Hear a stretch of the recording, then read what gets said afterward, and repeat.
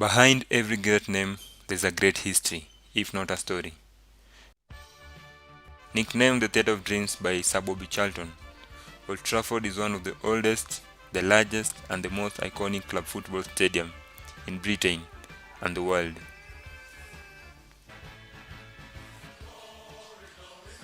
Manchester United is associated with so many heroes, but amongst them stand two who are rarely talked about. That is John Davies and Sir Archibald Leitch. John Davies was the president of Manchester United back then. He was the man who changed Manchester United name from Newton Health FC to Manchester United, changed United kit to red and white, and above all, pioneered and funded the construction of Old Trafford in 1908.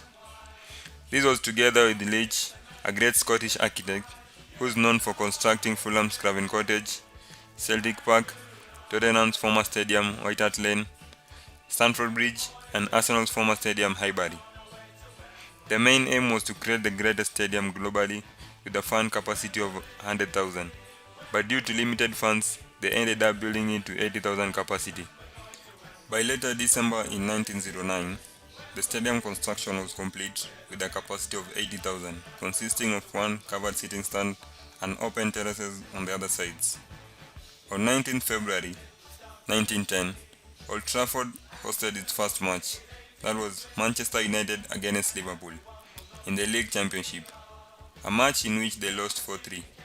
However, it's worth noting that Manchester United later went on a home winning streak that ensured they won the league title in the first full season at Old Trafford in 1911.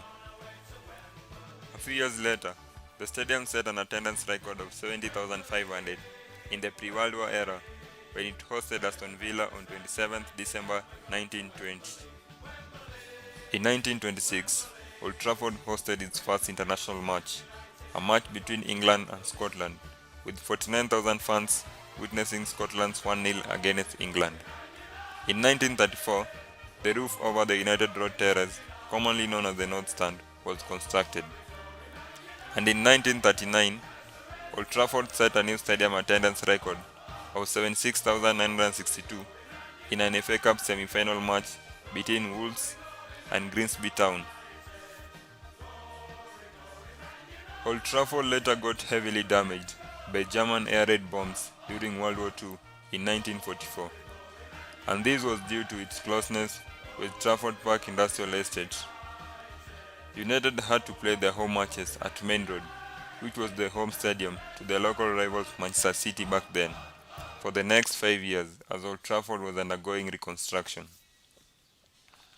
In 1949, Manchester United moved back to Old Trafford, though now smaller in size. And in 1960, the northern stand was completely renovated and a private box added, making it the first club football stadium with private boxes in Britain. In 1966, Old Trafford hosted 3 matches of the famous 1966 World Cup. Later on, between 1970 and 1990, the seating areas, ground cover, and executive facilities were further improved.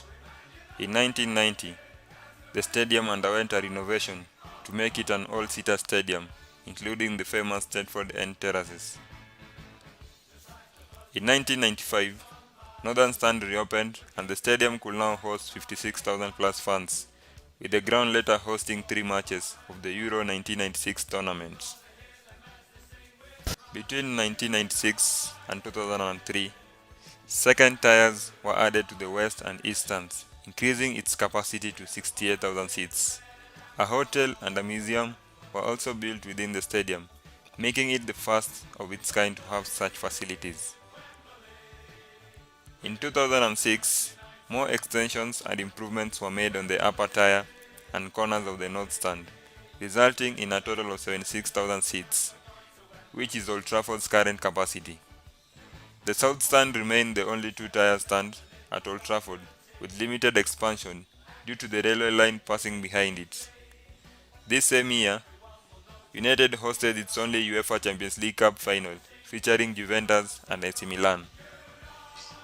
In 2008, the Holy Trinity statue, which features Sir Bobby Charlton, George Best, and Dennis Law, was unveiled outside Old Trafford.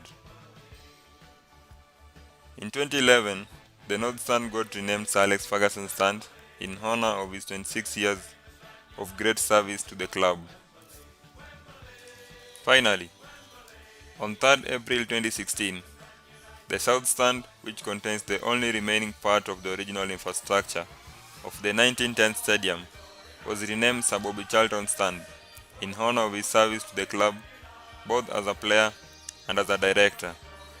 He was also one of the few survivors of the Munich air disaster.